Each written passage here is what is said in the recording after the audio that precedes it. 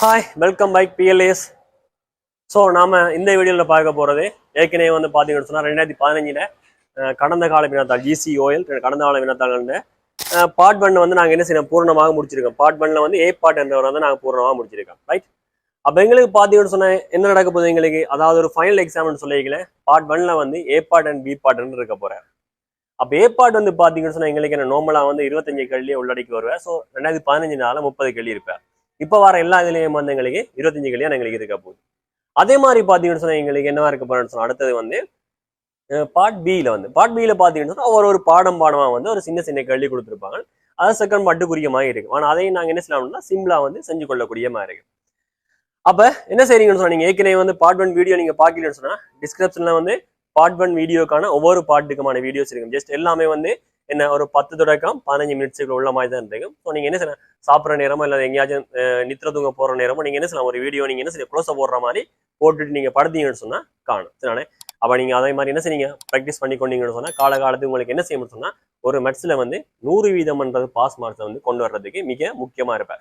100% உங்களுக்கு என்ன மார்க்ஸ் எடுக்கணும்னு சொன்னால் எந்த ஒரு மார்க்ஸுமே குறை இல்லாமல் கொள்ளாமல் 100% சக்ஸஸ்ஃபுல்லாக வந்து எங்களுக்கு 100 மார்க்ஸ் எடுக்கணும்னு சொன்னால் மெட்ஸில் வந்து ப்ராக்டிஸ்ன்றது ரொம்ப முக்கியம். ஸோ ப்ராக்டிஸ் பண்ணிக்கொள்ளுங்க. மேக்ஸிமம் உங்களால் எவ்வளவு ப்ராக்டிஸ் பண்ண முடியும் அவ்வளவு ப்ராக்டிஸ் பண்ணீங்கன்னு சொன்னாலே காணும். அதுக்காக நீங்கள் வந்து வேற பேப்பராக ட்ரை பண்ண எந்த ஒரு அவசியம் இல்லை. உங்களால் முடிஞ்ச அளவுக்கு பாஸ் பேப்பரை வந்து ஃபுல் அண்ட் ஃபுல்லாக கிளியர் பண்ணி நீங்கன்னு சொன்னால் போதும். மிச்ச கேள்வி வந்து என்ன செய்ய முடியும், தண்டை பாட்டிக்கே வருவார். என்ன காரணம் சொன்னால் பாஸ் பேப்பரில் உள்ள கேள்வி தான் திரும்ப எங்களுக்கு ஃபைனல் எக்ஸாம் எல்லாத்துக்குமே வந்துட்டு இருக்க வர. ஃபைனல் எக்ஸாம் மட்டும் இல்லை, உங்களோட டேர்ம் எக்ஸாமுக்கு கூட என்ன செய்யணும் சொன்னால் பாஸ் பேப்பர்ல இருந்து கேள்வி அப்படியே எடுத்து நம்பர்ஸை மட்டும் சேஞ்ச் பண்ணி போடுவாங்க. சம்டைம் வந்து பாஸ் பேப்பரில் அவ்வளவு கேள்வியுமே அப்படியே தூக்கி அங்கே வந்து போடுவாங்க. நம்பர்ஸ் கூட சேஞ்ச் பண்ண மாட்டாங்க. ரைட். அப்போ அந்த வகையில் வந்து நாங்கள் இந்த வீடியோவில் நாங்கள் பார்க்க போகிறது 2015 பார்ட் 1ஓட பி பார்ட்ல உள்ள கேள்விகள். ரைட். அப்போ எங்களுக்கு பி பார்ட்ல உள்ள கேள்வின்னு பார்க்கல முதலாவது கேள்வி பார்த்தீங்கன்னா பின்னம் சம்பந்தமான கேள்வி. ஸோ என்ன செய்றீங்க, எடிட்டர் வந்து அப்டேட் பண்ணும்போது பின்னம்ன்றது இதையும் வந்து மென்ஷன் பண்ணி வச்சுக்கொள்ளுங்க. ரைட். ஓகே. அப்போ மற்ற என்ன செய்றீங்கன்னு சொன்னால் வீடியோஸை வந்து ஃபோக்கஸ் பண்ணி வடிவாக பார்த்துக்கொள்ளுங்க. அப்போ போனீங்க முதலாவது வந்து பார்த்தீங்கன்னு சொன்னால் அதாவது பார்ட் 1ல் வந்து எங்களுக்கு பி பார்ட்ல வந்து முதலாவது கேள்வி பின்னங்கள் தொடர்பானது. ஆனந்தனிடம் ஒரு சிறிய நூலகம் இருந்ததாம். ஆனந்தனிடம் என்ன ஆகுங்க, ஒரு சிறிய நூலகம் இருந்ததாம். நூலகத்தில் இருந்த நூல்களில் 6ல் 1 ஆனது சிறுவர்களின் கதையாகுமா. சரிண்ணே. பாத்தீங்கன்னு சொன்னா உங்களுக்கு கேள்வி விளங்கலன்னு சொன்னா டிஸ்கிரிப்ஷன்ல வந்து PDF லிங்க் இருக்கும், பார்த்து எடுத்துக்கொள்ளுங்க. அப்படி இல்லைன்னு சொன்னா ஸ்கிரீன்லேயே வந்து எடிட்டர் வந்து உங்களோட கேள்வி வந்து போடுவார், ஃபுல் கேள்வி. அப்போ ஸோ என்ன செய்யுங்க, புஷ் பண்ணி வச்சு கேள்வியை ஃபுல் அண்ட் ஃபுல் வந்து கிளியராக வாசிச்சு கொள்ளுங்க. நான் வாசிக்கும் போது கிரகிச்சு கொள்ளுங்க. ரைட். அப்போ நூல்கள் இந்த 6ல் 1 ஆனது சிறுவர்களின் கதை நூல்களும் 4ல் 1 ஆனது இலக்கிய நூல்களும் ஆகுமா. சரிண்ணே.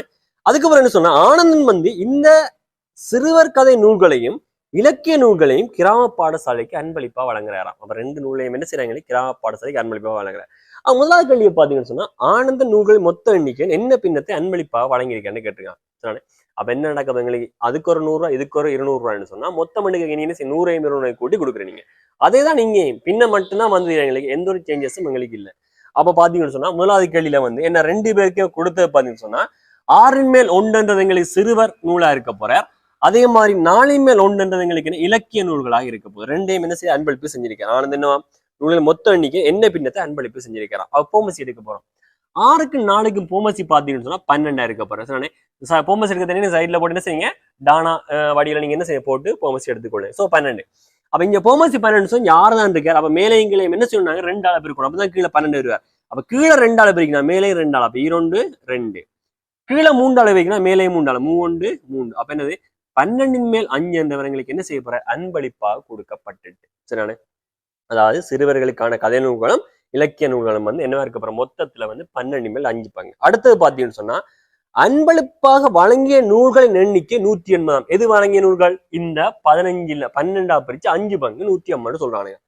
அப்ப அதுக்கு கீழே அந்த கேள்வியை வச்சுதான் கேள்வி வரப்போறன்றதை நீங்க தான் கிரகிச்சு கொள்ளணும். அப்ப அடுத்த கேள்வி 2வதுல வந்து நூலகத்தில் தொடக்கத்தில் இருந்த நூல்களில் மொத்த எண்ணிக்கை காணாம. அப்ப என்ன சொல்றாங்க, இந்த பங்கு வந்து 180 தந்தா, அதாவது 2வது கேள்விக்கு பாத்தீங்கன்னு சொன்னா 12ல் வந்து 5 பங்கு தான் எங்களுக்கு என்ன 150க்கு சமனா. அப்ப 5க்கு 150 சொன்னா 12 மேல் 1 பங்குக்கு எவ்வளவுன்னு சொன்னா சரி நாங்க 5 ஆள் வந்து பிரிக்க போறோம். அப்ப எவ்வளவு இருக்க போறோம், 30 இருக்க போகுது. அப்ப எங்களுக்கு மொத்த நூல்கள் கேட்டுங்க. அப்ப மொத்தம் எத்தனை பங்கு இருக்கிறது, 12 பங்கு. 1 பங்கு கேட்டா மொத்தமா 12 பங்கு. அப்ப 30 என்ன செய்ய போறோம், 12 பெருக்க போறோம். என்ன இருக்க போறோம் எங்களுக்கு 360 என்ற நூல்கள். 360 என்ற நூல்கள் எங்களுக்கு என்ன இருக்க போற, அந்த இடத்துல அவர்கிட்ட மொத்தமாக இருந்த நூல்களா இருக்க போகுது. ரைட். அதே கீழே பாத்தீங்கன்னு சொன்னா எஞ்சிய நூல்களில் 60 நூல்களானது அயலவருக்கு கொடுக்குறாரு. அப்ப எஞ்சிய நூல்கள் என்ன எங்களுக்கு, அதாவது 150 நூல் கொடுத்துட்டாருன்னு சொன்னா அப்ப மொத்தமா 360 இருக்குது. அப்ப அதுல மிச்சமா எங்களுக்கு என்ன இருக்க போறான்னு நீங்களே பாத்துக்கோங்க. 210 நூல் எங்களுக்கு என்ன மிச்சமா இருக்க போகுது. அப்ப 210 நூல்ல எங்களுக்கு என்ன செய்ய போறாங்க, 60 என்று எஞ்சிய என்ன அயலவருக்கு கொடுக்க போறாங்க. அப்ப அடுத்த கேள்வி கேட்டாங்க, 3வது கேள்வி, அவர் நூலகத்தில் தொடக்கத்தில் இருந்த நூல்களின் மொத்த எண்ணிக்கையில் என்ன பின்னத்தை அயலவருக்கு கொடுத்தாராம். அப்ப தொடக்கத்தில் இருந்த நூல்கள் எவ்வளவு, 360. என்ன பின்னத்தை கொடுத்துக்காங்க, அப்ப எங்களுக்கு 60 கொடுத்தது, மொத்தத்தின் மேல் குறித்த தொகை போட்டோம் சொன்னா எங்களுக்கு என்ன அவர் வரப்போற. அப்ப 3வது கேள்வி என்ன, எங்களுக்கு மொத்தம் 360 மேல் குறித்தது எங்களுக்கு என்ன 60. அப்ப சுருக்கினம் மட்டும் சொன்னா என்ன வரப்போகுது எங்களுக்கு 1/6. அப்ப அயலவருக்கு கொடுத்த பங்கு எங்களுக்கு என்ன இருக்க போற, 1/6 பங்கு. 6ஆ பிரிச்சு 1 பங்கு கொடுத்திருக்காரு அயலவருக்கு. அதுக்கு பிறகு பாருங்க, அயலவருக்கு கொடுத்த பின்னர் எஞ்சியிருந்த நூல்கள் 5/3 விற்றாராம். எஞ்சி இருந்த நூல்கள், இந்த வார்த்தையை நாங்க கவனிக்கணும். எஞ்சி இருந்த நூல்களில் தான் 5/3 வித்திருக்கார். அப்ப எஞ்சி இருந்த நூல்களை கண்டுபிடிமா, ஏற்கனவே பாத்தீங்கன்னு சொன்னா 150 என்ற நூல் எங்களுக்கு போயிட்டு, இப்ப 60 என்ற நூல் போயிட்டு, அப்ப எங்களுக்கு என்னது 150 60 கூட்டினீங்கன்னு சொன்னா 210 என்ற நூல் எங்களுக்கு என்ன செஞ்சுட்டு விற்கப்பட்டுட்டு. அப்ப மொத்தம் 360ல மிச்சமா இருக்கிற பங்கு, அதாவது எஞ்சிய நூல்களை நீங்க பாத்தீங்கன்னு சொன்னா 4வது கேள்விக்கு எஞ்சிய நூல்கள் என்ன 360ல இருந்து 210 கழிச்சு விட்டீங்கன்னா 150 இருக்க போற. அப்ப எஞ்சிய நூல்கள் 150, இந்த 150 தான் இங்க இருக்கிற 150. அந்த 150 யாருக்கு பின்னது சமன், 12 மேல் 5. அப்படி இல்லைன்னு சொன்னா நீங்க நேரடியா 12 காணாட்டிக்கும் எங்களுக்கு தெரியும். அதாவது எஞ்சி இருக்க நூல்கள் அளவை நாங்க காண்றதுக்கு மொத்த எண்ணிக்கை 360 மேல் எஞ்சி இருக்கிறது 150. அப்ப சுருக்கணும்னா 0 என்ன 3 இருக்க போறோம், 5 12 இருக்க போறோம். அப்ப என்ன போகுது 12 மேல் 5. அப்ப நாங்க என்ன செய்யறோம், ஏற்கனவே 150 வச்சு இங்க 150 யார் பின்னம் நேரடியா எடுத்தாலும் சரி. அப்படி இல்லையா நாங்க எடுக்கிற மாதிரி என்ன செய்ய போறோம், நாங்க மொத்த எண்ணிக்கை குறித்த எண்ணிக்கை போட போறோம். அப்படி போட்டோம். இப்ப பாத்தீங்கன்னு என்ன சொல்றாங்கன்னு சொன்னா, எஞ்சிய நூல்களில், அதாவது 12 எஞ்சிய நூல்களில், எஞ்சிய நூலில் என்ன எங்களுக்கு 5/3, 5/3 எஞ்சிய நூலில் 5/3 தான் எங்களுக்கு என்ன விற்கப்பட்டது. விற்கப்பட்டது என்ன இருக்க போறாங்களுக்கு எஞ்சிய நூலில் 5/3. அப்ப இல்லைன்னு சொல்லி வரைக்கும் எங்களுக்கு என்ன வர போகுது, தரவா இருக்க போகுது. அப்ப என்ன செய்ய சுருக்க போறோம், 5 5 3 3. அப்ப என்ன வர போகுது 1/4 பங்கு. மொத்த நூல்கள்ல 1/4 பங்கு எங்களுக்கு என்ன செய்ய போகுது, விற்கப்பட்டிருக்கு. அதைத்தான் கேட்டிருக்காங்க. அப்ப நூலகத்து தொடக்கத்தில் இருந்த நூல்களின் மொத்த எண்ணிக்கையில் என்ன பின்னம் விற்கப்பட்டிருக்கு, அவ்வளவுதான்டா. சிம்பிளான விஷயம் விளங்குதுல. சோ பின்னம்ன்றது எங்களுக்கு செய்யறதுக்கு மேலதிகமா எக்கச்சக்கமான நேரம் எங்களுக்கு எடுக்கிறது என்னத்துக்காகன்னு சொன்னா, இந்த எஞ்சியதில் என்ற வார்த்தைகளை கவனிக்காம இது கடைசியில கேட்டுறாங்க. அப்ப பிரச்சனை செஞ்சுட்டு போயிடும். இதே முதலாவது கேள்வி முடிய, இந்த கேள்வி முடியவே ஒரு வார்த்தை சொல்லுவானுங்கள்ரா, எஞ்சியதில் தான் மிச்சம் கொடுக்கப்பட்டிருக்கு என்றா நாங்க இதே விஷயத்த அங்க செய்ய வேண்டியிருக்கு. எஞ்சியதில் எவ்வளவு கண்டுட்டு அதுக்கப்புறம் என்ன பின்ன சொல்றாங்களோ அவரை பிரிச்செடுத்து விட எடுக்கத்தான் எங்களுக்கு வேறு அந்த இடத்துல விட.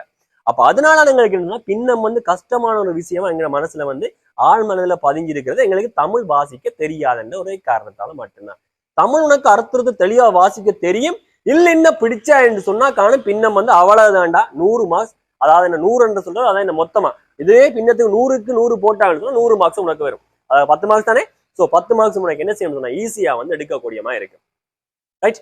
அப்ப மறக்காம பின்னம் என்ற வீடியோ பிடிச்சிருக்கும்னு சொன்னா மறக்காம என்ன செய்யுங்க, லைக் பண்ணிக்கொள்ளுங்க. அண்ட் நீங்க மேலதிகமா நாங்க என்ன விஷயத்த செய்யணும் என்ற விஷயத்தையும் என்ன செய்ய கமெண்ட்ல சொல்லிக்கொடுங்க. அதே மாதிரி வீடியோ பிடிச்சிருந்தா மறக்காம ஃபீட்பேக்கையும் கமெண்ட்ல போட்டுக்கொள்ளுங்க. உங்களோட ஃப்ரெண்டுக்கு ஷேர் பண்ணிக்கொள்ளுங்க. பாய் பிஎல்எஸ். அப்ப நாங்க என்ன செய்யணும்னு சொன்னா நெக்ஸ்ட் வீடியோல சந்திக்கலாம். பாய் பாய் பிஎல்எஸ்.